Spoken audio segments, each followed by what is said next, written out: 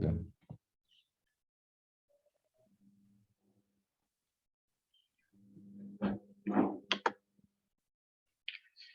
الحمد لله نحمده ونستعينه ونستغفره ونعوذ بالله من شرور أنفسنا ومن سيئات أعمالنا من يهده الله فلا مضل له ومن يضلله فلا هادي له وأشهد أن لا إله إلا الله وحده لا شريك له وأشهد أن محمدا عبده ورسوله يا أيها الذين آمنوا اتقوا الله حق تقاته ولا تموتن إلا وأنتم مسلمون يا أيها الناس اتقوا ربكم الذي خلقكم من نفس واحدة وخلق منها زوجها وبث منهما رجالا كثيرا ونساء واتقوا الله الذي تساءلون به والأرحام إن الله كان عليكم رقيبا يا أيها الذين آمنوا اتقوا الله وقولوا قولا سديدا يصلح لكم أعمالكم ويغفر لكم ذنوبكم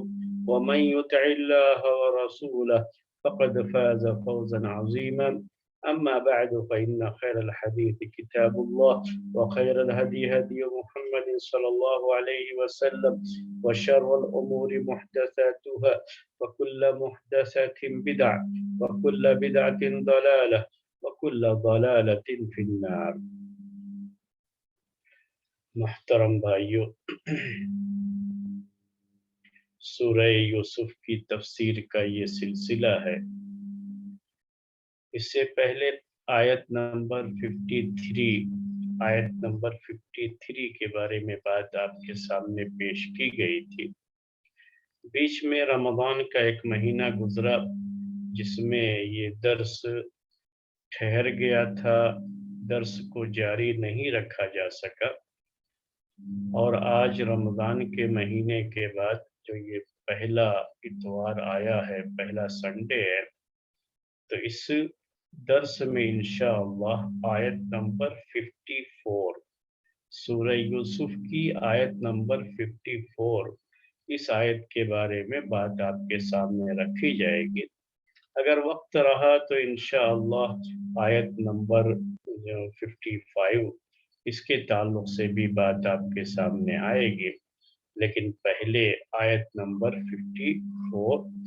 اس آیت میں اللہ تبارک و تعالیٰ کا ارشاد ہے، وَقَالَ الْمَلِكُ ائْتُونِي بِهِ، اور بادشاہ نے کہا، وَقَالَ الْمَلِكُ، اور بادشاہ نے کہا، الملک کنگ، بادشاہ، وقال الملک ائتونی بہ، ائتونی بہ، اسے لاؤ میرے پاس، ائتونی بہ، اسے لاؤ میرے پاس۔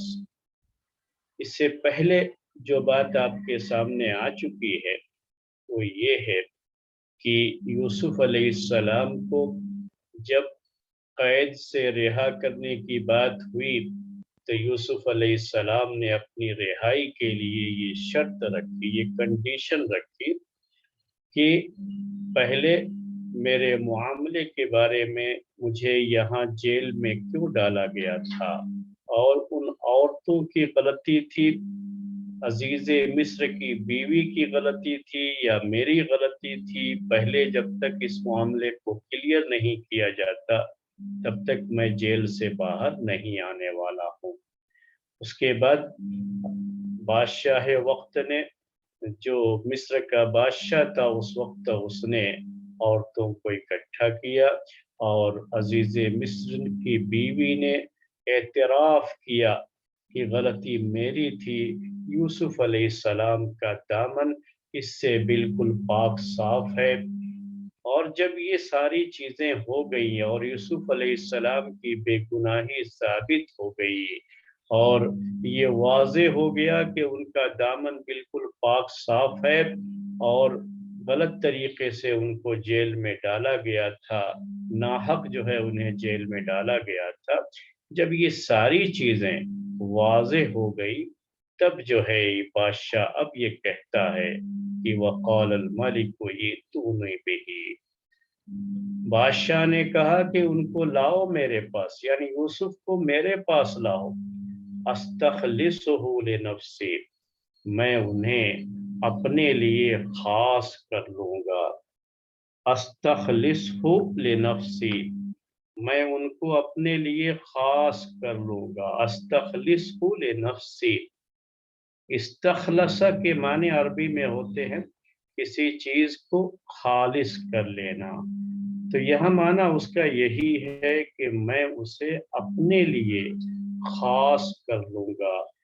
अस्तखलिसहु लिनफ्सी, मैं उसे अपने लिए खास कर लूंगा।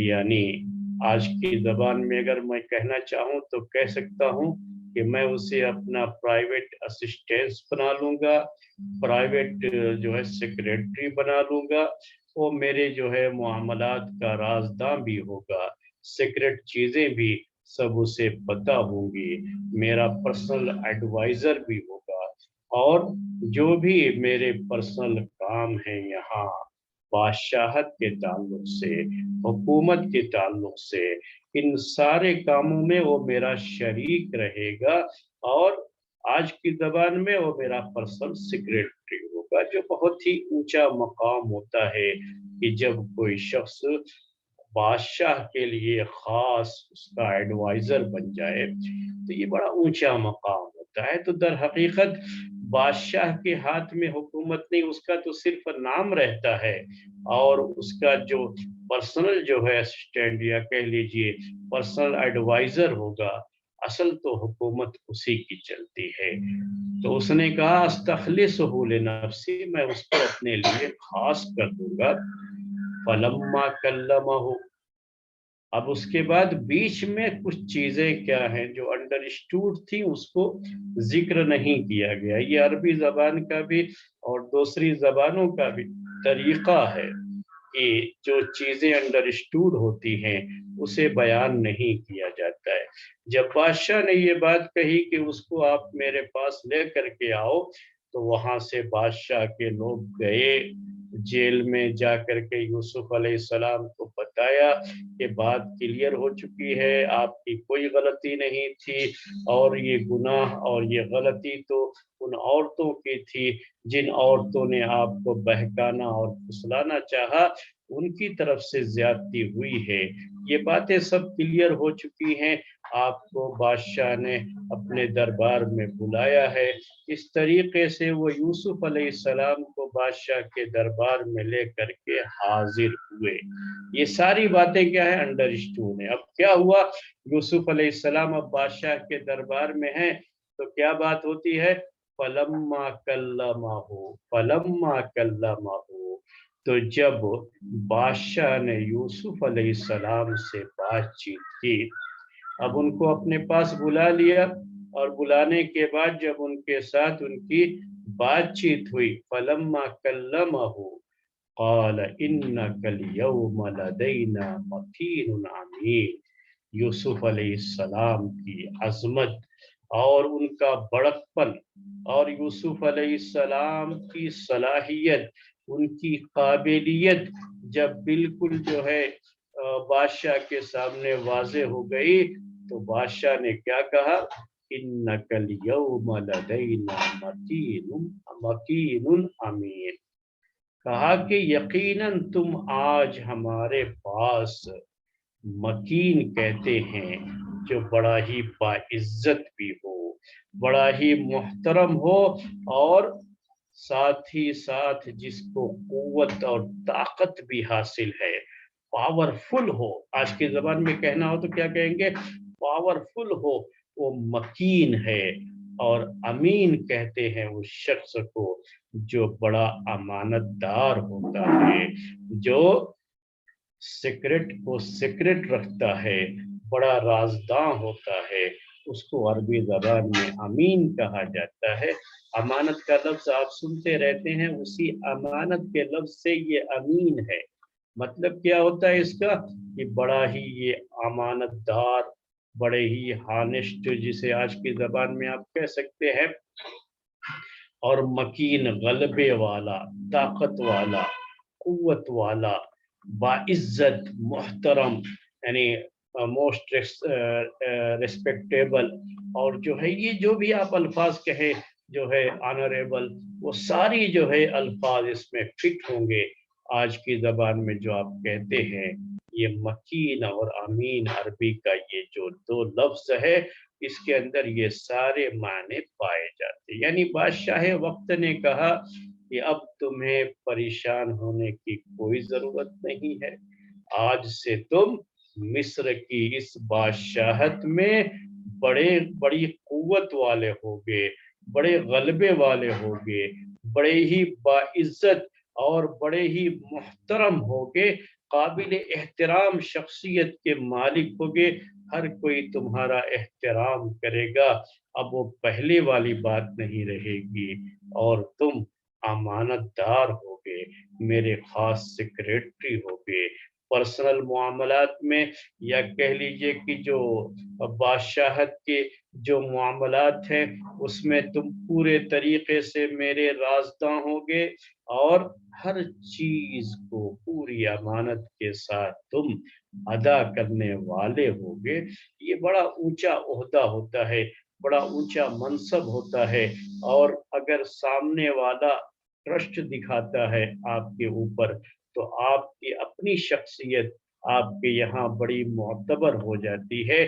تو عزیز جو مصر کا بادشاہ تھا اس نے ٹرسٹ دکھایا ان کے اوپر کہ آپ ہمارے نزدیک اب ٹرسٹ ورتھی ہوں گے، اور ہر طرح سے ہمارا آپ کے اوپر اعتماد ہوگا۔ یہ بڑی جو ہے اہم بات ہوتی ہے، اور آپ ہمارے بڑے خاص آدمی ہوں گے، آپ کو کوئی بھی اب نقصان نہیں پہنچا سکے گا۔ یہ ساری باتیں جو یہاں پر کی گئی ہیں، اب ہمارے جو ہے سوچنے کی بات یہاں سے تزکیے نفس کی دو باتیں آپ کے سامنے پیش کرنا چاہتا ہوں۔ میں نے معنی جو ہے اس آیت کا آپ کے سامنے پیش کر دیا۔ معنی کیا ہے؟ وقال الملک ائتونی بہ استخلصہ لنفسی، کہ بادشاہ نے کہا کہ لاؤ اس کو میرے پاس، میں اس کو اپنے لیے خاص کر لوں گا۔ اور جب ان سے بات کی بادشاہ نے تو کہا کہ آج سے تم ہمارے پاس بڑے باعزت، غلبے والے اور امانت دار رہو گے، ٹرسٹ ورتھی رہو گے، ہمارا اعتماد آپ کے اوپر، ہمارا ٹرسٹ ہوگا آپ کے اوپر۔ تو یہ چیز جب ان کے سامنے پیش کی گئی تو ہمارے لیے پہلا درس کیا ہے تزکیے کے لحاظ سے؟ کہ یوسف علیہ السلام نے جو صبر کیا اب تک، سب سے پہلے تو بھائیوں کا جو ظلم ان کے اوپر ہوا اس پر انہوں نے صبر کیا، مصیبت کی وہ گھڑیاں ٹل گئی۔ اس کے بعد مصر کے بازار میں ان کو بیچا گیا تو ایک غلام بن گئے۔ بیچنا کا مطلب کیا ہوا کہ خریدنے والا وہ مالک ہو جاتا ہے، یہ غلام بن گئے۔ تو اب وہ غلامی کی زندگی بسر کی تھی انہوں نے، یہ دوسری ایک مصیبت تھی، اس مصیبت پر بھی انہوں نے صبر کیا۔ اور تیسرا فتنہ تھا، یہ وہ فتنہ عورتوں کا فتنہ تھا کہ جب یہ چھوٹا بچہ جوانی کی عمر کو پہنچا تو جوانی کی عمر کو پہنچنے کے بعد جو اللہ تبارک و تعالی نے انہیں غیر معمولی حسن دیا تھا، اور آپ جانتے ہیں کہ پوری دنیا کا آدھا حسن ان کے پاس تھا، تو عورتیں ان پر مری جا رہی تھی۔ یہ ایک فتنے کا دور تھا، یہ جو ہے عورتوں کا فتنہ تھا۔ اس فتنے سے اللہ تبارک و تعالی نے انہیں محفوظ رکھا، اور اس فتنے پر بھی، اس آزمائش پر بھی یہ کھرے اترے، اور انہوں نے جیل میں جانے کو بہتر سمجھا، اور جیل کے اندر انہوں نے ایک لمبی مدت گزاری، یہ صبر بھی انہوں نے کیا ہے۔ تو جب اتنا کچھ انسان سہ لیتا ہے تو اللہ تعالی کی طرف سے اب عزت و اکرام کی بارش ہو رہی ہے۔ اب اللہ تبارک و تعالی نے ان کو بڑا اونچا مقام دیا۔ یہ ہوتا ہے اصل میں کہ جب انسان آزمائشوں پر صبر کرتا ہے تو اللہ تبارک و تعالی اس کے بعد اس کے مقام اور مرتبے کو بڑا اونچا کر دیتا ہے۔ تو یہاں تزکیہ نفس کے تعلق سے کیا بات ہے؟ ہر ایک کے تعلق سے یہ بات ہے، نوٹ کر لیجئے، یاد رکھیے کہ جب آزمائش کا دور آتا ہے، آزمائش کا دور ہر ایک کے اوپر آتا ہے، جب آزمائش کا دور آتا ہے، اللہ تعالیٰ کی طرف سے آزمایا جاتا ہے، اگزام دیا جاتا ہے، تو ایسے وقت میں صبر کی ضرورت ہوتی ہے، ثبات قدمی کی ضرورت ہوتی ہے، یعنی ڈٹے رہنا اللہ کے دین پر اور صبر کرنا اس مصیبت کی گھڑی میں، اور پاؤں پھسلنے نہ پائے، ہدایت کے راستے سے، صراط مستقیم سے پاؤں پھسلنے نہ پائے، اس کا پورا خیال کرتے ہوئے اگر کوئی صبر کرتا ہے تو اللہ تبارک و تعالی کی طرف سے آزمائش کی مدت جب پوری ہو جاتی ہے تو مقام اور مرتبہ بڑا اونچا ہو جاتا ہے۔ تو یہ نوٹ کر لیجیے، یہ پہلا پوائنٹ ہے تزکیے کے تعلق سے۔ ہر ایک کے ساتھ اس طرح کے حالات آتے ہیں، کبھی حالات ایسے آئیں تو پریشان مت ہوئیے، ہو سکتا ہے کہ آزمائش کی یہ مدت لمبی ہو جائے۔ یوسف علیہ السلام نے بڑی لمبی مدت تک آزمائش کی ان گھڑیوں کو برداشت کیا تھا، آزمائش کی ان گھڑیوں میں صبر کیا تھا، لمبی مدت تک انہوں نے کیا۔ ایوب علیہ السلام کے بارے میں بھی آپ جانتے ہیں کہ کس آزمائش کے کس دور سے گزرے، اور اس کے بعد کس طرح سے اللہ تعالیٰ کی انعام و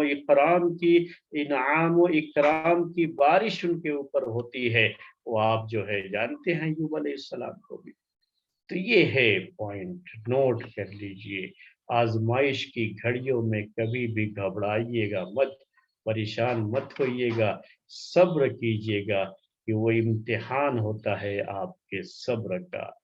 بہت سی آزمائش کی گھڑیاں آتی ہیں، کبھی یہ آزمائش بیوی بچوں کی شکل میں ہوتی ہے، کبھی یہ آزمائش جو ہے اقتصادی امور، یعنی کہیے کہ آپ کے جو اکنامک جو ہے سچویشن ہے، فائنانشیل کنڈیشن ہے، اس کے اتار چڑھاؤ پہ بھی آزمائش آتی ہے کہ کبھی انسان کو نوکری سے ہاتھ دھونا پڑتا ہے، کبھی بزنس میں گھاٹا سہنا پڑتا ہے، تو مختلف چیزیں ہوتی ہیں، آزمائش کے یہ دور آتے رہتے ہیں، لیکن آزمائش کے اس دور میں انسان جب اپنے ایمان کا سودا نہیں کرتا ہے تو اللہ تبارک و تعالی پھر اس پر اپنے انعام و اکرام کی بارش کرتا ہے۔ تو آزمائش سے کبھی بھی گھبرائیے مت۔ یوسف علیہ السلام نبی، اللہ تبارک و تعالیٰ کے نبی ہیں، رسول ہیں، ان پر آزمائش کی یہ گھڑی آئی۔ تو یہ بھی یاد رکھیے، یہ دوسرا پوائنٹ ہے کہ جس کے مرتبے کو اللہ تعالیٰ جتنا اونچا کرنا چاہتا ہے اس کی آزمائش بھی اتنی ہی سخت کر دیتا ہے۔ تو یہ آزمائش جب بڑی کڑی ہوتی ہے، سخت ہوتی ہے، تو مرتبہ بھی بہت اونچا ہوتا ہے۔ پیارے نبی صلی اللہ علیہ وسلم کہتے ہیں کہ الانبیاء اکثر الناس ابتلاء ثم الامثل فالامثل، کہ انبیاء کرام کو سب سے زیادہ آزمایا جاتا ہے، بڑی سخت آزمائشوں میں ڈالا جاتا ہے انبیاء کرام کو، کیونکہ اللہ تعالیٰ کو ان کے مقام اور مرتبے کو اونچا کرنا ہوتا ہے، تو آزمائش بھی ان کی سخت ہوتی ہے۔ پھر کہا ثم الامثل فالامثل، پھر جو جتنا اللہ تعالیٰ کے قریب ہے، جتنا اللہ تعالیٰ کا نیک بندہ ہوتا ہے، اتنی ہی اس کی آزمائش بھی کڑی ہوتی ہے۔ امثل کہتے ہیں افضل کو، عربی زبان میں افضل، جو جتنی فضیلت والا ہوگا اس کی آزمائش بھی اتنی ہی سخت اور اتنی ہی کڑی ہوگی۔ یوں سمجھ لیجئے کہ جب آپ آزمائش کے دور سے گزر رہے ہیں تو سمجھ جائیے کہ اللہ تبارک و تعالی نے آپ کے مقام اور مرتبے کو اونچا کرنے کا ارادہ کر لیا ہے، اس لیے آپ کو آزمائش کی اس گھڑی سے گزار رہا ہے۔ تو آزمائش کی گھڑیوں میں بے صبر نہ ہو، صبر کے دامن کو تھامے رکھیں، اور یوسف علیہ السلام نے جیسے صبر کیا، اگر صبر کرتے رہیں گے تو کیا ہوگا؟ پھر اس کے بعد یہ عزت کا مقام حاصل ہوتا ہے کہ یوسف علیہ السلام کے ہاتھ میں مصر کی بادشاہت آ جاتی ہے۔ اب یوسف علیہ السلام کیا کہتے ہیں اس کے بعد؟ یہ تو آپ کے سامنے بات آ گئی آیت نمبر 54 کے بارے میں۔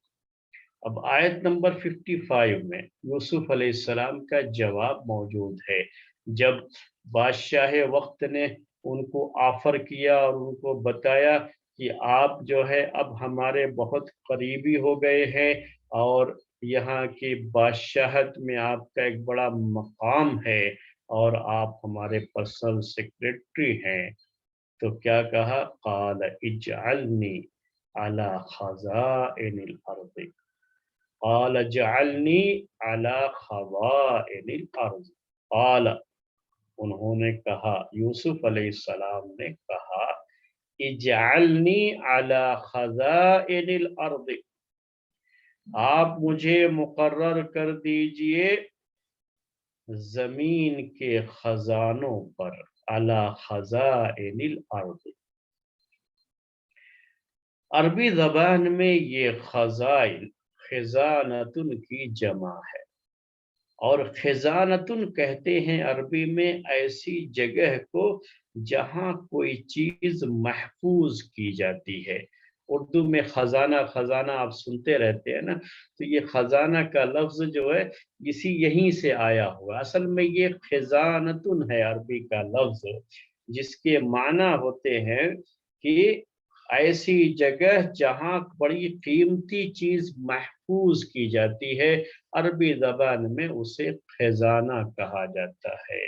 یعنی آپ جو ہے آج کے زبان میں اگر کہنا ہو تو جہاں کوئی چیز بہت سیف ہو، بہت ہی محفوظ ہو، اور بڑی قیمتی ویلیویبل چیز کو آدمی وہاں پر لے جا کر کے جو ہے سیف کر لیتا ہے، اس کو وہاں پر محفوظ کر لیتا ہے، تو اس جگہ کو عربی زبان میں خزانہ کہا جاتا ہے۔ اب یہ کیا ہوا کہ اجعلنی علی خزائن الارض، مجھے زمین کے خزانوں پر مقرر کر دیجیے۔ اس دنیا میں انسان کے پاس جو بھی دولت ہے، فائنانس جو آپ کہتے ہیں آج کی زبان میں، جو یہ مال و دولت ہے، ان سب کا تعلق زمین سے ہے۔ اگر آپ اس پر غور کریں گے تو سب کا تعلق زمین سے ہے۔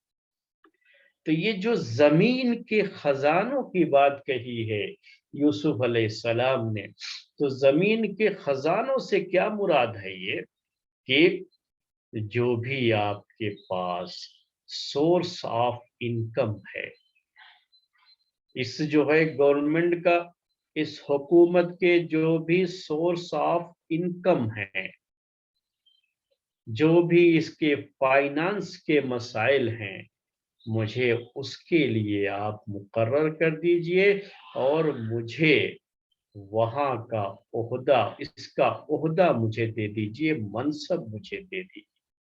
اسی لیے آج کی زبان میں کہتے ہیں کہ دوسرے الفاظ میں یوں کہہ لیجئے کہ یوسف علیہ السلام نے یہ کہا کہ آپ مجھے فائنانس منسٹر بنا دیجئے، فائنانس منسٹر بنا دیجئے۔ تو خزائن الارض کو میں سمجھا رہا تھا کہ یہ کیسے کہ زمین کے خزانے، جو بھی دولت انسانوں کو اللہ تعالیٰ نے دی ہے، ان سب کا تعلق زمین سے ہی ہے۔ اللہ تبارک و تعالیٰ کی طرف سے یہ ساری نعمتیں میسر ہوتی ہیں، لیکن تعلق زمین سے ہی ہوتا ہے۔ وہ کیسے ہے؟ سورس آف انکم یہ زمین سے پیداوار ہوتی ہے، गल्ले पैदा होते हैं, अनाज पैदा होता है। अल्लाह तबारक व तआला की कुदरत से, उसकी मेहरबानियों से ज़मीन से अनाज पैदा होता है और ये एक बड़ी दौलत मानी जाती है। इंसान की ज़िंदगी के लिए बड़ी अहमियत है इसकी, कि इसके बगैर इंसान की ज़िंदगी का, बल्कि किसी भी जानदार की ज़िंदगी का तसव्वुर नहीं किया जाता। दूसरी चीज़ क्या है, इसी ज़मीन से ही सारे मेटल्स निकलते हैं, मादनियात निकलते हैं, सोना हो, चांदी हो, और जो है ये और भी जो है लोहा है, तांबा है, कोयला है, ये सारी चीज़ें भी कहाँ से निकलती हैं? सब की सब ज़मीन से ही निकलती है। तो ज़मीन के ही ये सब की सब खजाने हैं। आज के ज़माने में जो एक बड़ी दौलत मानी जाती है चीज़, ये पेट्रोल जो है, पेट्रोल ये भी कहाँ से निकलता है? ज़मीन से निकलता है। आप अगर देखेंगे तो जितनी भी इतने जो आपको फ्रूट मिलते हैं, ये फ्रूट भी ज़मीन से ही ये दरख्त उगते हैं, तो उसमें फ्रूट आते हैं, जो इंसान के खाने के लिए इस्तेमाल होती है ये चीज़ें। तो कहने का मतलब ये है कि ये सोर्स ऑफ इनकम जो भी है, इनका ताल्लुक असल में ज़मीन से होता है। आज के ज़माने में बहुत सारी फैक्ट्रियाँ हैं, बहुत सी चीज़ें हैं जहाँ इंसान मुख्तलिफ़ चीज़ें बनाता है। ये सही है कि मुख्तलिफ़ चीज़ें आप बनाते हैं वहाँ से। लेकिन ये सारी की सारी फैक्ट्रियाँ, ये सारी की सारी कंपनियाँ जो आज मौजूद हैं, जहाँ से आप जो है पैसे कमाते हैं, ये सब की सब जो है, इनका ताल्लुक भी कहाँ से है? ज़मीन से है। अगर ज़मीन से पैदावार ना हो, तो ये सब चीज़ें भी नहीं चलेंगी। ये कंपनियाँ नहीं चलेंगी, ये फैक्ट्रियाँ नहीं चलेंगी। मैं एक मिसाल आपको पेश करता हूँ कि आप कपड़ा पहनते हैं। जी हाँ, कपड़े की ये जो है फैक्ट्री कहाँ होती है? आप जो है लगाते हैं फैक्ट्री, उसमें कपड़ा तैयार करते हैं, लेकिन इसके लिए धागा चाहिए आपको। ये धागा कहाँ से आएगा? किससे जो है ये धागा बनता है? इनका ताल्लुक भी सबका सबका ताल्लुक जो है ज़मीन से ही होता है। कि कपास की खेती करते हैं लोग, कपास की खेती करेंगे तो उससे धागे बनते, फिर वो धागे जो है इस्तेमाल होते हैं इसके अंदर। रेशम के धागे बनते हैं, ये जो है एक तरह के कीड़े से जो है बनते हैं, और ये कीड़े भी पालने के लिए आपको ज़मीन से पैदावार की ज़रूरत है, उसके बगैर ये कीड़े भी पैदा नहीं। उसके बाद जितनी भी चीज़ें आप ले लीजिए, आपको एक जो है लूम लगाना है कपड़े बुनने के लिए, तो ज़ाहिर-सी बात है कि लोहा कहाँ से आएगा? लोहा ये सब की सब जो है ज़मीन से ही आएगा। अगर आप लकड़ी से कोई चीज़ बनाना चाहेंगे, तो ज़मीन से ही ये दरख्त उगते हैं, तो लकड़ियाँ आएँगी। तो जितनी भी चीज़ें दुनिया के अंदर आप देखते हैं, आजकल तो हमारे अक्सर भाई लोग जो इसमें शरीक होते हैं, वो सॉफ्टवेयर इंजीनियर होते हैं। तो ये सॉफ्टवेयर इंजीनियर लोग ये हो सकता है कि ये समझते हो कि भाई हमारा ताल्लुक तो क्या है, हम तो सिर्फ जो है मुख्तलिफ प्रोग्राम बना करके देते हैं, ऐप्स बना करके देते हैं, लोग उसे इस्तेमाल करते हैं। आपका ऐप्स भी इसके लिए इस्तेमाल होता है। अगर ये चीज़ें ना हो, ये कंपनियां ना हो, ये फैक्ट्रियां ना हो, तो फिर आपके ऐप्स कहाँ इस्तेमाल होंगे, कैसे इस्तेमाल होंगे? जो ये पूरी चीज़ें जो कि आप देख रहे हैं, बिजली की ज़रूरत है, तो ये बिजली कहाँ से पैदा करेंगे? बिजली जो है ज़मीन से ही, उसके सोर्स भी सब जुड़े हुए हैं। तो कहने का मतलब ये है कि असल जो है खज़ाना क्या है? ज़मीन से ही जुड़ा हुआ है। इसीलिए इसे क्या कहा गया कि इजअलनी अला खज़ाइनिल अर्ज़, ज़मीन के खजानों पर आप मुझे मुकर्रर कर दीजिए और मुझे ये ओहदा दे दीजिए, मैं फाइनेंस मिनिस्टर बन जाऊं और आपकी हुकूमत के जो भी जो है चीज़ें हैं, सोर्स ऑफ इनकम हैं, उसे कैसे इनकम को बढ़ाया जाए, कैसे हासिल किया जाए और किस तरीके से इसे खर्च किया जाए, यही काम तो होता है फाइनेंस मिनिस्टर का। तो यही चीज़ यूसुफ अलैहिस्सलाम ने तलब की बादशाह वक्त से, और साथ में क्या कहा, इन्नी हफीजुन अलीम, मैं हिफाजत करने वाला और अलीम जानकार हूँ, इल्म रखने वाला हूँ। हफीज हूँ मैं और अलीम हूँ मैं हिफाजत भी करूंगा, जो सोर्स ऑफ इनकम है उनकी हिफाजत भी करूंगा, और सही तरीके से उन्हें खर्च भी करूंगा, और मुझे इल्म भी है कि इन सोर्स ऑफ इनकम को किस तरीके से बढ़ाया जाए और किस तरीके से उसको तरक्की दी जाए, मैं इसके बारे में इल्म भी रखता हूँ और हिफाजत भी करूंगा। ये है आयत नंबर 55। इस आयत की तफसीर बयान करेंगे तो नफ्स के तज़किये से भी इसका ताल्लुक है, इसकी तफसीर थोड़ी लंबी हो सकती है। पहली बात, पहला पॉइंट इस आयत के ताल्लुक से नोट कीजिएगा। इसी आयत को लोग दलील के तौर पर पेश करते हैं आज के इस दौर में। ऐसे लोग जो कि चाहते हैं कि उनको ओहदा मिले, मनसब मिले, जो ओहदे और मनसब के लालची लोग हैं, जो खुद अमीर बनना चाहते हैं, अमीर से मुराद यहाँ लीडर, जो हाकिम, वो इसी आयत को पेश करते हैं दलील के तौर पर।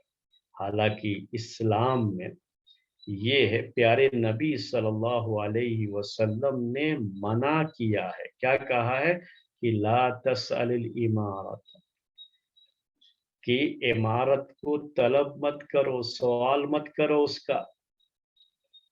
मना किया है। जब आकर के बास लोगों ने आपसे जो है तलब की इमारत, कि आप हमको भी कहीं का गवर्नर बना दीजिए, हमको हमारे जिम्मे भी कोई काम सौंपिए, हमें भी कोई ओहदा दे दीजिए, कोई मनसब दे दीजिए। जब कभी भी किसी ने आकर के आपसे ये मुतालबा किया तो प्यारे नबी सल्लल्लाहु अलैहि वसल्लम ने उससे रिजेक्ट किया और कहा कि ये जायज नहीं है, हम उसको ओहदा नहीं देते हैं जो ओहदे का मुतालबा करता है। और बड़ी जो है वजाहत के साथ, बड़े ही क्लियर अंदाज में प्यारे नबी सल्लल्लाहु अलैहि वसल्लम ने इसे बयान किया है कि अगर कोई शख्स ओहदा खुद तलब करता है तो उसे ओहदा दिया जाता है तो अल्लाह ताला उसकी मदद नहीं करता, उसको छोड़ देता है। और जब तक अल्लाह ताला की मदद शामिल हाल ना हो तब तक इंसान कोई काम सही तरीके से कर नहीं सकता। उसे कदम कदम पर अल्लाह ताला की तौफीक और उसकी मदद की जरूरत है, ये आप अच्छी तरह से जानते हैं। और ये भी कहा प्यारे नबी सल्लल्लाहु अलैहि वसल्लम ने कि अगर किसी के पास ओहदा या मनसब खुद ब खुद आ जाता है, यानी लोग उसे ये ओहदा देते हैं, ये मनसब देते हैं, तो अल्लाह तबारक व तआला उसकी मदद करता है। उस काम को निभाने में, अपनी जिम्मेदारी को पूरी करने में अल्लाह ताला उसकी मदद फरमाता है। और जब अल्लाह ताला की मदद होगी तो यकीन मानिए कि वो काम भी सही तरीके से अंजाम दे पाएगा। तो ये हमारी शरीयत में ये बात है, इसे नोट कीजिए कि ओहदा तलब करना जायज नहीं है।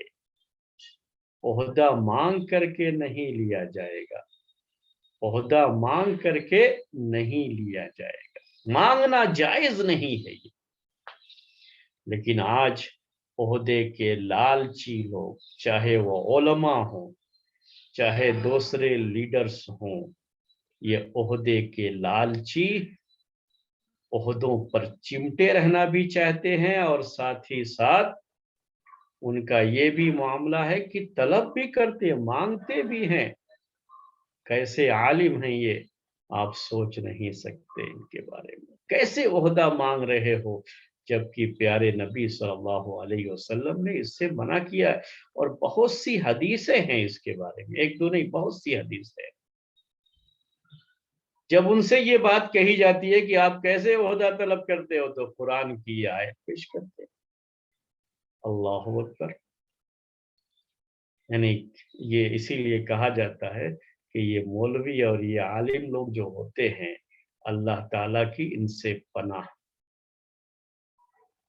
جب یہ بگڑتا ہے مولوی اور یہ عالم، تو یہ بگڑا ہوا مولوی، یہ کرپٹ مولوی، یاد رکھیے کرپٹ عالم، یہ شیطان سے بھی زیادہ خطرناک ہوتا ہے۔ کرپٹ، جن کی تعداد آج کے زمانے میں بہت زیادہ ہے، کرپٹ مولویوں کی، کرپٹ عالموں کی۔ کیوں یہ معاملہ ہے کہ یہ اپنے غلط کاموں کے لیے بھی قرآن اور حدیث کو پیش کرنے لگتے ہیں، اور عام لوگوں کو تو اس کا پتہ ہوتا نہیں ہے کہ بھئی یہ جو کہہ رہے ہیں یہ صحیح بھی ہے یا صحیح نہیں ہے شریعت کے لحاظ سے، اسلامی شریعت کے لحاظ سے۔ تو وہ سمجھ جانے لگتے ہیں کہ ارے نہیں، یہ کہہ رہا ہے تو یقیناً جو ہے اب عالم ہے، قرآن کی آیت پیش کر رہے ہیں، تو اسی سے لوگ جو ہے ان کے دھوکے میں آ جاتے ہیں۔ اسی لیے ہم نے کہا کہ یہ شیطان سے بھی زیادہ خطرناک ہوتے ہیں۔ تو کیا کرتے ہیں؟ یہی آیت پیش کرتے ہیں، ایک اور آیت ہے اور یہ آیت، تو میں دونوں کو آپ کے سامنے پیش کرنا چاہوں گا۔ میں چاہتا ہوں کہ شریعت کا یہ مسئلہ آپ کے سامنے کلیئر ہو جائے۔ تو کہتے ہیں کہ یوسف علیہ السلام نے تو خود طلب کیا تھا کہ آپ مجھے فائنانس منسٹر بنا دیجئے، تو فائنانس منسٹر بنانے کے لیے انہوں نے خود درخواست کی۔ اس سے معلوم ہوتا ہے کہ عہدہ طلب کر سکتے ہیں، مانگ سکتے ہیں، جبکہ یہاں یوسف علیہ السلام کا معاملہ یہ تھا کہ پہلے ہی بادشاہ وقت ان کی صلاحیت سے اتنا متاثر تھا کہ وہ ان کو عہدہ دینا چاہ رہا تھا۔ تو مناسب کون سا عہدہ ہے اس کو یوسف علیہ السلام نے بیان کیا، ان کے اپنے علم کے لحاظ سے، ان کی صلاحیت کے لحاظ سے۔ دوسری بات یہ ہے کہ یہ ایک نبی ہے، یوسف علیہ السلام عام آدمی نہیں ہے، یہ نبی ہیں۔ یہ پیسوں کے معاملے میں کرپشن نہیں ہوگا ان سے، یہ امین ہیں، یہ امانت دار ہیں، اللہ تعالیٰ کی طرف سے ان کی حفاظت ہوتی ہے۔ انبیاء کرام معصوم ہوتے ہیں۔ معصوم کا مطلب آپ سمجھ رہے ہوں گے، معصوم کا مطلب ہوتا ہے کہ اللہ تعالیٰ کی طرف سے ان کی حفاظت ہوتی ہے کہ وہ کسی بڑے گناہ میں، کسی بھی کرپشن میں وہ مبتلا نہیں ہوں گے۔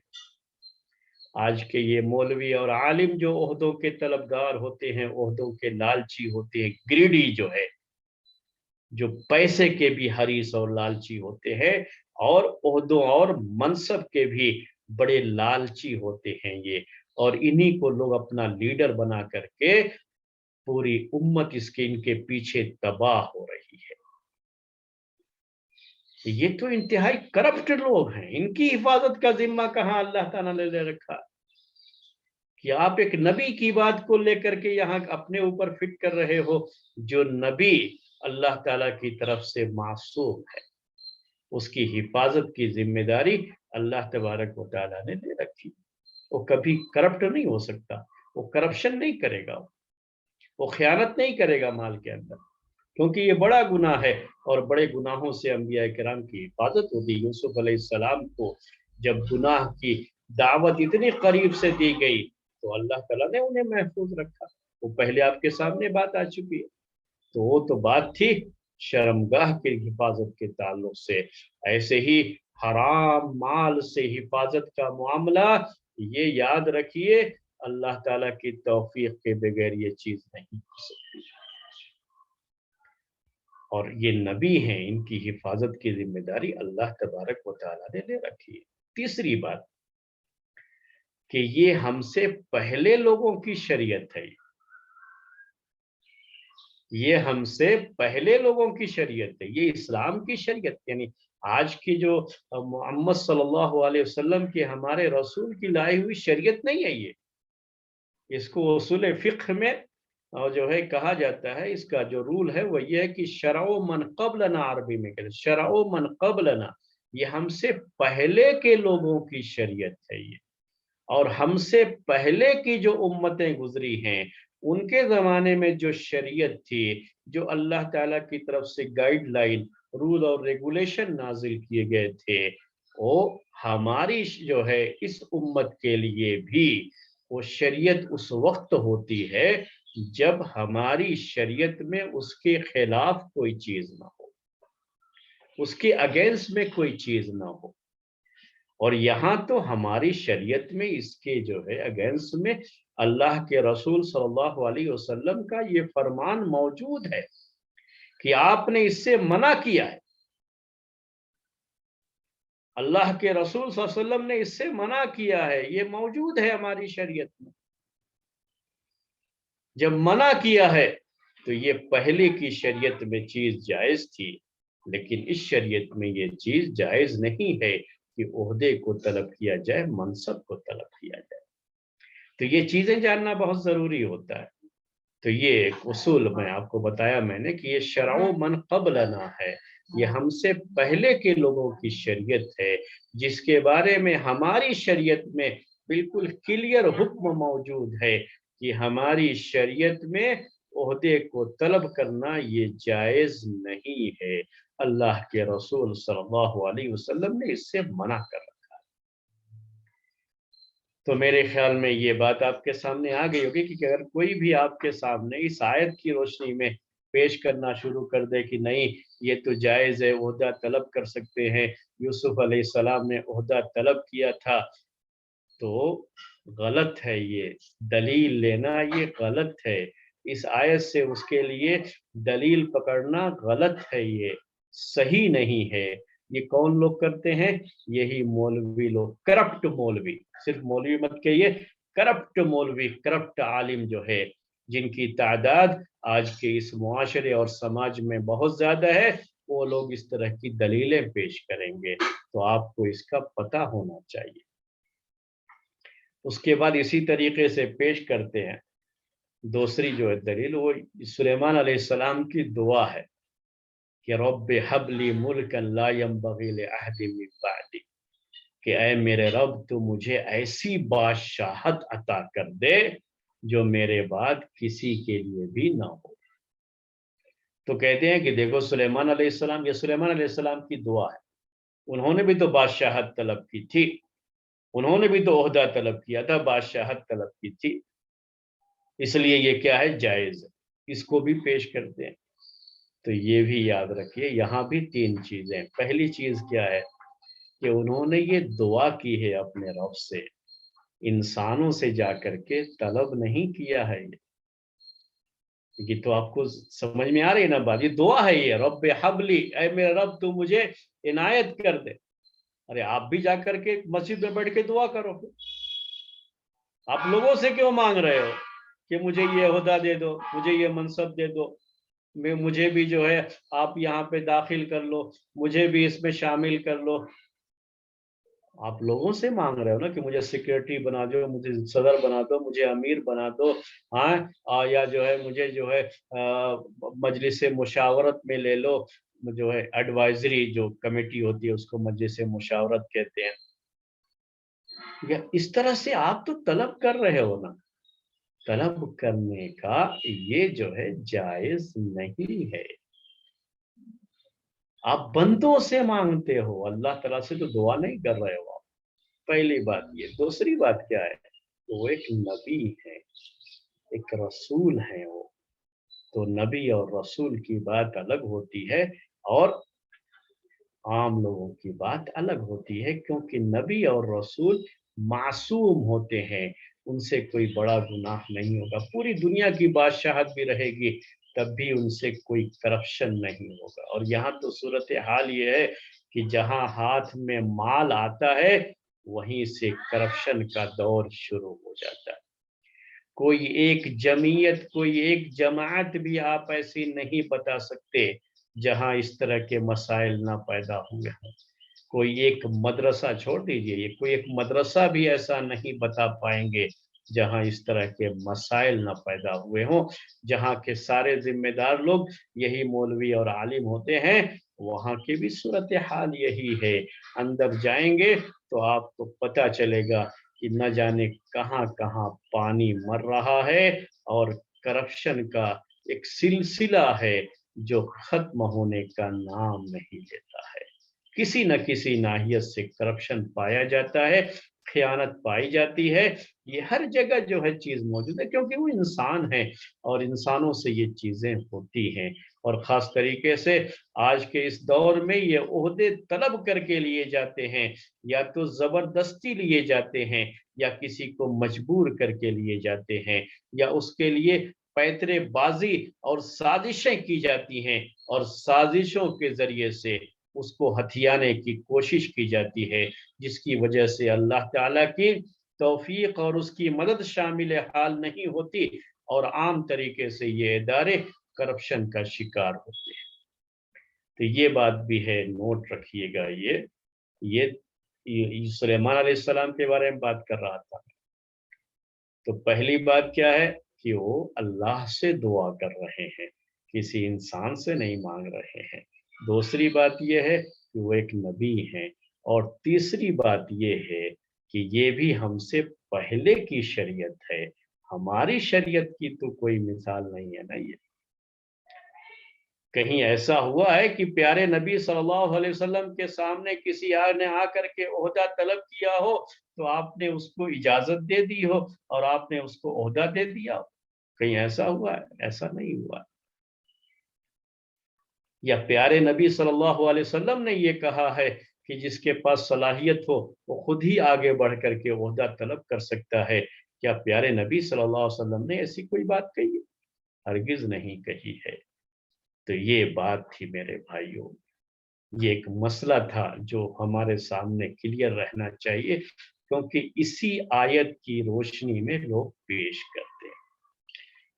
उसके बाद दूसरी जो बात है इस आयत के अंदर, वो क्या है कि यूसुफ अलैहिस्सलाम साथ में ये बात कहते हैं कि इन्नी हफीजुन अलीम, इन्नी हफीजुन अलीम, कि मैं हफीज हूं अलीम। उन्होंने जो तलब किया और साथ में उसकी जो है उसका रीजन भी बताया कि क्यों मैं ये चाहता हूं। तो उन्होंने अपनी क्वालिफिकेशन उनके सामने पेश की कि मैं हिफाजत करने वाला, हाफिज कहते हैं हिफाजत करने वाला, अलीम कहते हैं जानकार, जानने वाला, नॉलेज रखने वाला। मुझे फाइनेंस के ताल्लुक से इल्म है। यह इल्म उन्होंने किसी यूनिवर्सिटी में जाकर के कोई डिग्री हासिल नहीं की थी, और जो है कोई इस सिलसिले में उनके पास एक्सपीरियंस था इसका, ये कुछ भी नहीं है, ऐसा कुछ नहीं।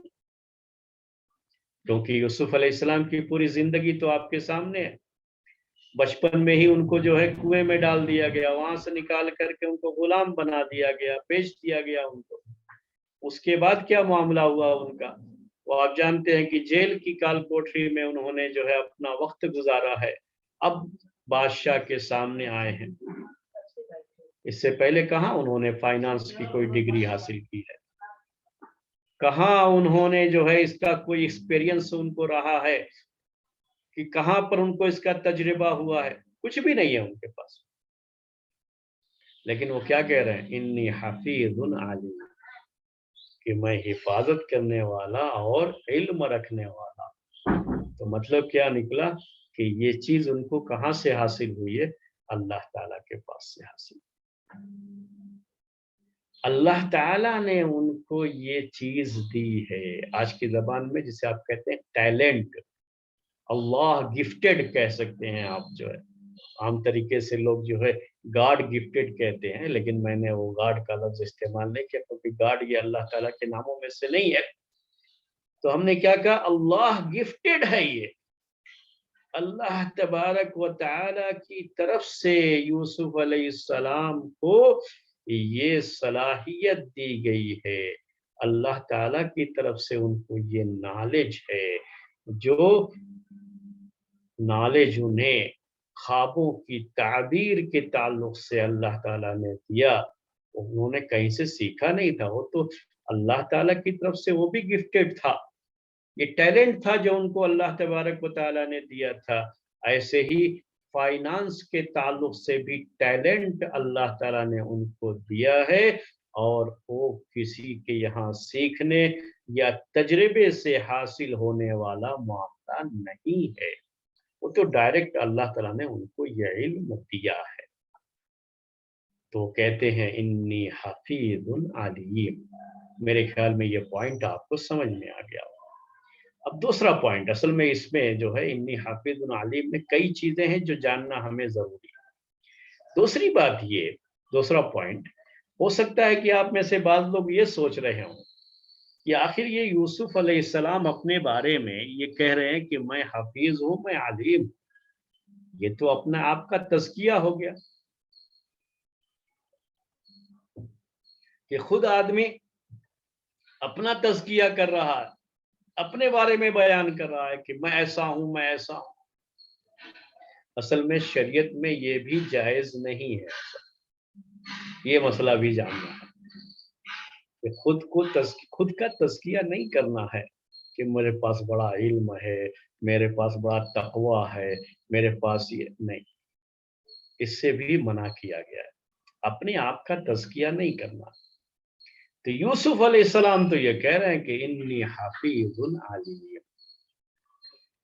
तो जहां जरूरत होती है, इसके बारे में याद रखिए मसला क्या है, जहां जरूरत होती है अपनी इल्म और अपनी सलाहियत को जाहिर करने की, वहां इल्म और सलाहियत को जाहिर किया जाता है, वहां जायज है। और कहाँ अपने इल्म को, अपनी सलाहियत को, अपने नफ्स का तज़किया करते हुए जाहिर करना जो है जायज नहीं है, उसको जो है बता दूं आपको, फख्र के तौर पर, घमंड के तौर, मैं तो ये हूं, मैं तो ये हूं, तो वो जायज नहीं है। यहाँ ये मसला है, जानना जरूरी है। अल्लाह के रसूल सल्लल्लाहु अलैहि वसल्लम ने भी अपने बारे में ये बात कही। मैंने आपसे कहा कि जहां जरूरत होती है वहां जाहिर करना पड़ता है। जैसे आजकल होता है कि आपको सर्विस चाहिए कहीं पर, तो आपको अपनी क्वालिफिकेशन तो पेश करना पड़ता है ना। आप जो बायोडाटा पेश करते हैं तो उसमें आपको लिखना पड़ता है ना ये सारी चीजें, कि आपके पास क्या जो है क्वालिफिकेशन है और एक्सपीरियंस कितना है आपको, वो सब आपको पेश करना पड़ता है। तो ये वो जगह है जहां आपको ये जाहिर करना है। उस नौकरी को हासिल करने के लिए आपको जाहिर करना पड़ता है कि सामने वाले को पता लग सके कि आपके पास क्या क्वालिफिकेशन है। तो इसमें कोई हर्ज नहीं है, ये जायज है। ये इसकी मैं दलील देता हूँ, प्यारे नबी सल्लल्लाहु अलैहि वसल्लम ने भी, जहां ऐसा हुआ कि सामने वाले को पता होना चाहिए कि आपके पास क्या इल्म है, आपके पास तकवा कितना है, दीनदारी कितनी है, वहां जाहिर करना पड़ता है। अल्लाह के रसूल सल्लल्लाहु अलैहि वसल्लम के बारे में 3 आदमियों ने आकर के अम्मा आयशा रज़ियल्लाहु ताला अन्हा से जो है मालूमात हासिल की। पूछा कि आपके जो है हालात कैसे हैं, आपकी जो है दीनदारी, आपका तकवा और आपकी घर की जो है जिंदगी, आपके रोजे और नमाज के ताल्लुक से, आपकी दीनदारी के ताल्लुक से सवालात किए जो है। तो उसके बाद क्या उन्होंने उसको बहुत कम समझा, नहीं ये जो आप करते हैं तो बहुत थोड़ा है, हम तो इससे भी ज्यादा करेंगे। तो उनमें से एक ने कहा कि हम तो कभी शादी ही नहीं करेंगे, एक ने कहा कि हम तो पूरी रात ही अब नमाज में गुजारेंगे, एक ने कहा कि हम तो हमेशा रोजा रखेंगे।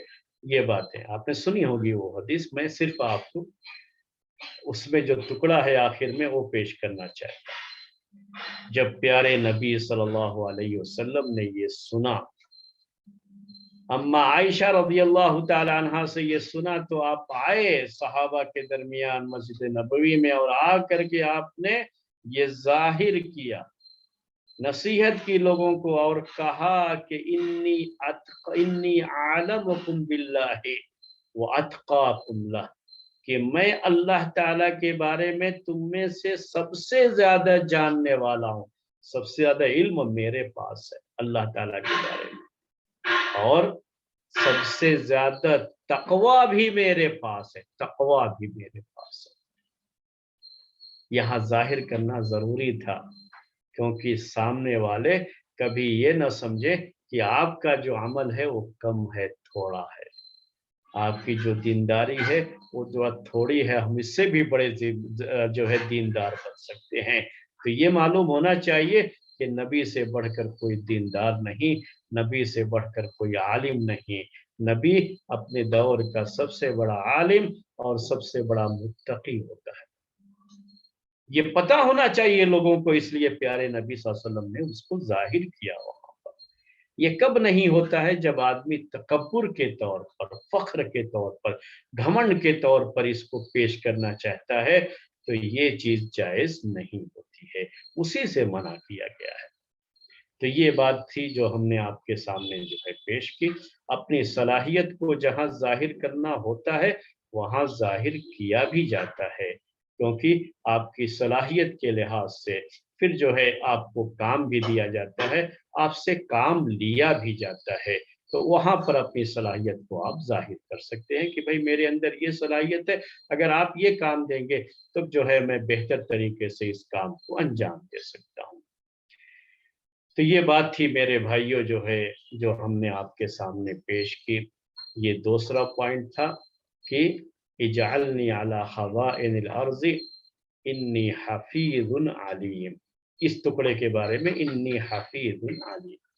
तीसरा पॉइंट जो नोट करने का है, आप सब लोगों को इसकी जरूरत पड़ सकती है, वो ये है कि आप जो है अपने किसी भी काम के लिए जब किसी शख्स को आप मुंतखब करते हैं, किसी को चूज करते हैं, तो आपको क्या सलाहियत उसके अंदर देखनी चाहिए, क्या क्वालिफिकेशन जो है देखनी चाहिए।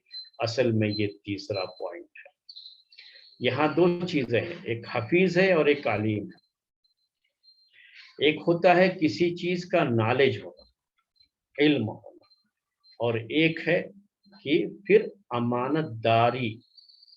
अमानतदारी इसको कहते हैं हिफाजत करने वाला। अब यहाँ चूंकि माल से ताल्लुक है, फाइनेंस से ताल्लुक है, तो ये भी जरूरी होता है कि जब आप पैसा कमाते हैं तो उस पैसे की हिफाजत करना भी आपको आना चाहिए। एक तो होता है कि सोर्स ऑफ इनकम को बढ़ाया कैसे जाए, इसका इल्म, ये नॉलेज जो है। और दूसरा ये है कि जो इनकम है हमारे पास, जो इनकम आई है, उसे खर्च कैसे किया जाए। वरना लोग पैसों को बर्बाद कर देते हैं, गलत तरीके से खर्च कर देते हैं। जहां सही जरूरत होती है वहां पर खर्च करने के बजाय दूसरी जगहों पर खर्च कर देते हैं, तो ये लोग हफीज नहीं होते हैं। तो आपके लिए जब किसी भी, आपको भी अगर आप कहीं पर मुदीर हैं, डायरेक्टर हैं, या आप किसी कंपनी के मालिक हैं, आपने खुद अपनी कंपनी बना रखी है, आपको लोगों को अपने यहाँ काम पर रखना है, तो उनके अंदर ये दो बुनियादी सलाहियतें हैं, क्वालिफिकेशन जिसे आप कहते हैं, उसे देखना है आपको, कोई और चीज नहीं देखनी है। पहली चीज क्या देखनी है कि उसके पास नॉलेज है कि नहीं, उसके इल्म, ये अलीम हुआ। जिस काम के लिए आप रखते हैं उस काम के लिए ये आदमी मुनासिब है या नहीं है, उसकी क्वालिफिकेशन उसके पास है या नहीं। एक आदमी जो हमेशा नमाज में पहली सफ में रहता है, एक शख्स जो बड़ी अच्छी कुरान की क़िराअत करता है, ये कोई जरूरी नहीं है कि वो जंग के मैदान में जाकर के बहादुरी के जौहर भी दिखाए। तो इसके वजह से कि ये आदमी बड़ी अच्छी क़िराअत करता है, आपने उसे जो है फौज का कमांडर बना दिया, तो क्या ये सही होगा? अब मैं आप में से हर कोई आदमी कहेगा नहीं, ये तो सही नहीं हो सकता। तो हर काम की सलाहियत अलग अलग होती है। जिस काम के लिए आपको बंदे को रखना है, आदमी को रखना है, उसके लिए उसकी क्वालिफिकेशन सही है या नहीं, मुनासिब है या नहीं है, उसके पास उसका इल्म है या नहीं है, ये आपको देखना है। ये बहुत जरूरी है। घर के माहौल में भी یاد رکھیے اس کی ضرورت پڑتی ہے. میں آپ سب سے اس لیے یہ بات کہہ رہا ہوں. آج حقیقت یہ ہے کہ ہر آدمی کنگ ہے اور اس کی ایک کنگڈم ہے. اس کو پیارے نبی صلی اللہ علیہ وسلم نے بھی بیان کیا ہے کہ کلکم راعٍ وکلکم مسئول عن رعیتہ، کہ تم میں کا ہر آدمی حاکم ہے اور اس سے اس کی جو ذمہ داری ہے اس کے بارے میں سوال کیا جائے گا. اس کو جو ہے اس کی رسپانسبلٹی ہے یہ. تو یہ جو ہمیں سمجھنا ہے کہ ہم میں کا ہر آدمی کنگ ہے. گھر میں جو لوگ فیملی ممبرس جتنے بھی ہیں تو ہیڈ آف دا فیملی وہی کیا ہے، کنگ ہے، اور اس کی فیملی پوری کنگڈم ہے اس کی، اور وہاں اسے ہر چیز کو، اپنی حکومت کو بہتر انداز سے چلانا ہوتا ہے. ہر ایک کے ساتھ ہے. تو کیا ہے اس کے لیے کہ آپ کو جب کسی بھی کام کے لیے کسی شخص کا بھی انتخاب کرنا ہے، آپ کوئی کام کسی کے حوالے کرتے ہیں، اپنے کسی بچے کے حوالے کرتے ہیں، اپنی بیوی کے حوالے کرتے ہیں، اپنی بیٹی کے حوالے کرتے ہیں، اپنے گھر کے کسی بھی فرد کے حوالے کرتے ہیں، اپنے بھائی اپنے بہن کے حوالے کرتے ہیں، تو آپ دو چیزیں دیکھیے. پہلی چیز کیا ہے کہ اس کام کو کرنے کی صلاحیت اس کے اندر ہے یا نہیں ہے. یہ دیکھنا بہت ضروری ہے. بچوں میں اس بات کو بھی نوٹ کر لیجئے، اس بات کو بھی دیکھیے کہ آپ بچوں کے لیے ایک ٹارگٹ آپ سیٹ کرتے ہیں، آپ نے کوئی گول بنا رکھا ہے، تو یہ بھی دیکھ لیجئے کہ بچے کے اندر وہ ٹیلنٹ ہے کہ نہیں ہے. آپ خواہ بچے کو کچھ بنانا چاہتے ہیں، نہیں مجھے بچے کو ڈاکٹر ہی بنانا ہے، انجینئر ہی بنانا ہے، لیکن بچے میں وہ ٹیلنٹ نہیں ہے، تو پھر آپ اس کا مطلب یہ ہوا کہ اس آیت پر آپ کا عمل نہیں ہے. آپ کنگ تھے، آپ کی یہ کنگڈم ہے یہ، اور ہر ایک کو اس کے مناسب جگہ پر اس کو استعمال کرنا ہے اور اس کو اس کی جگہ پہ رکھنا ہے. آپ نے اس کے لیے صحیح جگہ کا انتخاب نہیں کیا. اس کے اندر وہ ٹیلنٹ ہے کہ نہیں وہ دیکھ لیجئے، پھر لگائیے اس میں، تو کامیابی آپ کو نظر آئے گی. ورنہ ہماری خواہش ہے اس لیے بچے کو بننا ہے، یہ کبھی بھی نہیں ہونا چاہیے.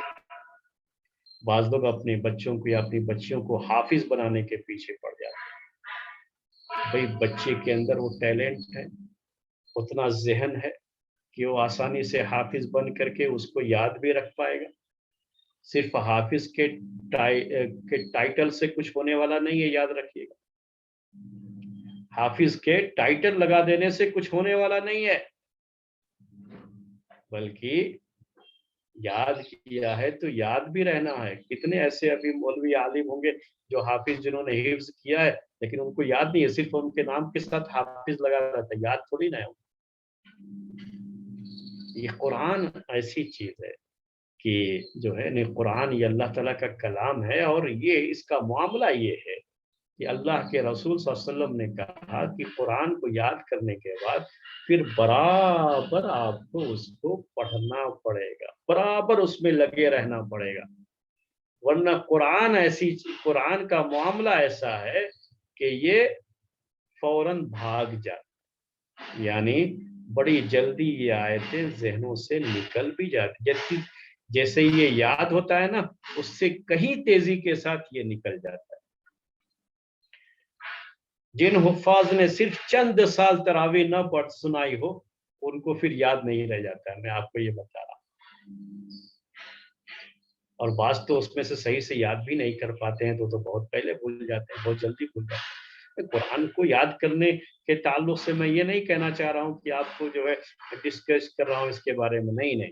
میرے کہنے کا مطلب یہ کہ کیا بچے کے اندر واقعی وہ صلاحیت ہے یا نہیں ہے، وہ دیکھنا بہت ضروری ہے.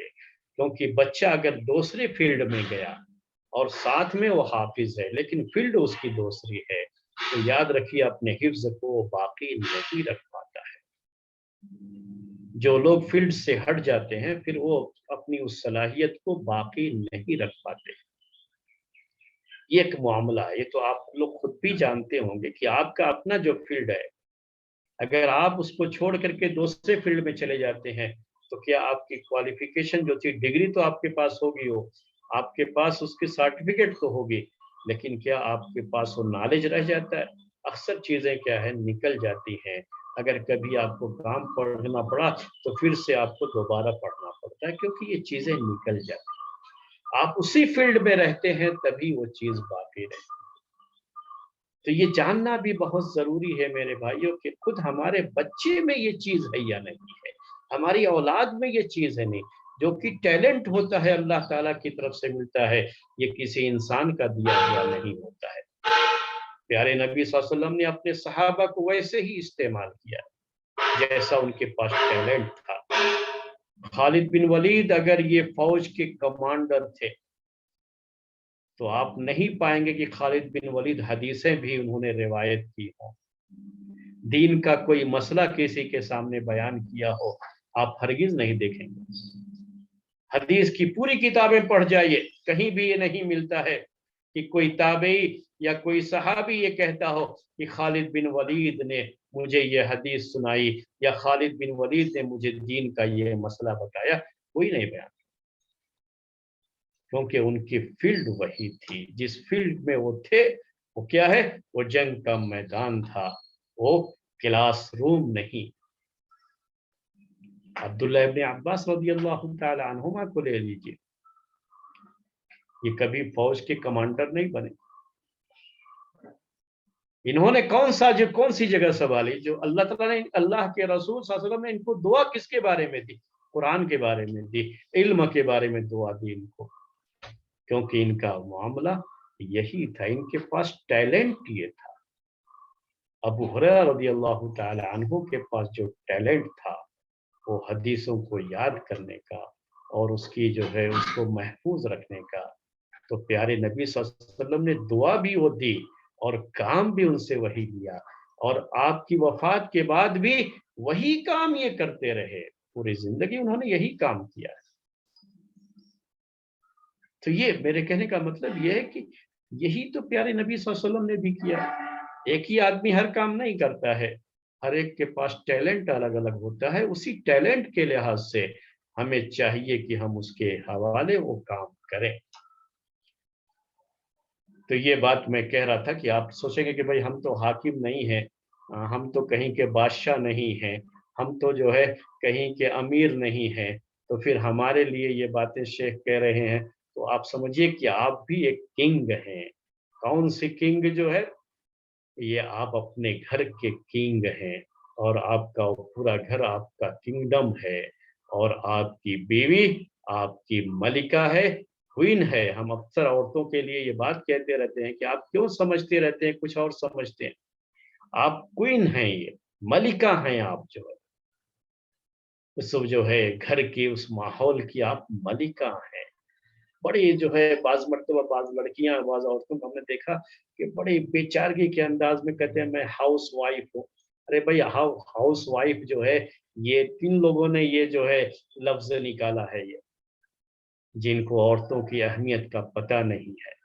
آپ ہاؤس وائف کیوں کہتے ہیں؟ آپ کہیے میں ملکہ ہوں۔ ملکہ کا مطلب کیا ہوتا ہے؟ کوئین جو ہے، ہم رانی ہیں یہ اس کنگڈم کے، اور اس کے لحاظ سے ان کی ذمہ داریاں ہوتی ہیں، ان کو بھی یہ بات سمجھنا چاہیے۔ تو ان کا بڑا عہدہ ہوتا ہے، بڑا اونچا منصب ہوتا ہے، ان کو بھی جو ہے اپنی اس ذمہ داری کو نبھانا ہوتا ہے، گھر کی ہر چیز کو سنبھالنا ہوتا ہے۔ تو یہ دو چیزیں دیکھنی ہوتی ہیں، میں نے آپ سے کہا، پھر اس کی طرف آتا ہوں۔ ایک کیا ہے؟ اس کے پاس کوالیفیکیشن ہو، اس کا جو کام آپ جس کے حوالے کرتے ہیں وہ صلاحیت اس کے پاس ہونی چاہیے، کوالیفیکیشن اس کے پاس ہونی چاہیے۔ اور دوسری چیز کیا ہے؟ حفیظ، اس کی حفاظت کرنا بھی جانتا ہو۔ بعض لوگ پیسے بہت کما لیتے ہیں لیکن پیسے خرچ کرنے کا سلیقہ نہیں جانتے، اس کی حفاظت کا سلیقہ نہیں جانتے۔ تو ایسے لوگ ہمیشہ پریشان رہتے ہیں.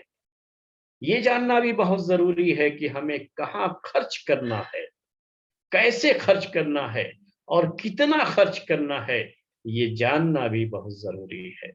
اگر یہ علم نہیں ہے، صرف کمانے کا علم ہے، خرچ کرنے کا علم نہیں ہے، تو یاد رکھیے کہ پھر آدمی پیسوں کی حفاظت نہیں کر سکتا. اسی لیے دونوں باتیں ذکر کی ہیں یوسف علیہ السلام نے کہ مجھے حفاظت کرنا بھی آتا ہے، پیسوں کو ہمیں محفوظ کیسے رکھنا ہے، ہمیں اسے خرچ کیسے کرنا ہے. جب تک خرچ کرنے کا سلیقہ نہیں آئے گا تب تک جو ہے پیسوں کا، انکم کا صحیح استعمال نہیں ہو سکتا. کتنے لوگ ہیں پیسے بہت کماتے ہیں لیکن ہمیشہ پریشان رہتے ہیں. کیوں؟ کیونکہ خرچ کرنے کا سلیقہ نہیں ہے، بیکار خرچ کرتے ہیں، دکھاوے کے لیے خرچ کرتے ہیں، غیر ضروری جگہوں پر خرچ کرتے ہیں. اسی کو جو ہے عربی زبان میں ہم اسراف کہتے ہیں، فضول خرچی کہتے ہیں اردو والے جو ہے، اور یہی جو ہے عربی زبان میں اسراف اور تبذیر کہلاتا ہے. تو خرچ کرنے کا سلیقہ بھی آنا چاہیے. جہاں آپ کے ایک پیسے خرچ کرنے سے کام چل سکتا ہو وہاں 2 پیسہ نہیں خرچ ہونا چاہیے. یہی مطلب ہوتا ہے خرچ کرنے کا سلیقہ آنا چاہیے. جو چیز ہمیں 1 پیسے میں مل سکتی ہے وہاں ہم 2 پیسہ نہیں خرچ کریں گے. گھر کے ماحول میں ان چیزوں کو نوٹ کر لیجئے میرے بھائی. آپ میں سے ہر کوئی فائنانس منسٹر ہے، آپ کنگڈم کے جو ہے کنگ ہیں، تو آپ ہی جو ہے فائنانس منسٹر بھی اس کے ہوتے ہیں. تو آپ یہ چیزیں نوٹ کر لیجئے. جو چیز دکان سے 1 پیسے میں مل سکتی ہے آپ اسی چیز کو کہیں سے 2 پیسے میں خرید کر کے لائیں تو یہ کوئی اچھی چیز نہیں ہے. اس کا مطلب یہ ہوا کہ آپ حفیظ نہیں رہے. آپ کو حفیظ بننا تھا، آپ حفیظ نہیں بن سکے. آپ نے اپنے مال کی حفاظت نہیں کی. کسی کو دینا ہے تو دینے سے پہلے بھی سمجھ لیجئے کہ واقعی وہ مستحق ہے یا نہیں ہے، اس کا حق رکھتا ہے کہ نہیں رکھتا ہے. یہ جاننا بھی بہت ضروری ہے. آج کل لوگ دھوکہ بہت دیتے ہیں نا، دنیا میں دھوکہ بہت پایا جاتا ہے. اور مومن کے بارے میں کہا پیارے نبی صلی اللہ علیہ وسلم نے کہ لا یلدغ المؤمن من جوہر مرتين. ایک مومن جو ہے ایک سوراخ سے 2 بار نہیں ڈسا جاتا ہے. مطلب اس کا کیا ہے کہ بار بار دھوکہ نہیں کھا جاتا ہے. ایک بار تو دھوکہ کھا گیا کوئی بات نہیں، غلطی ہو جاتی ہے کبھی، لیکن دوبارہ نہیں ہونا چاہیے ایسا.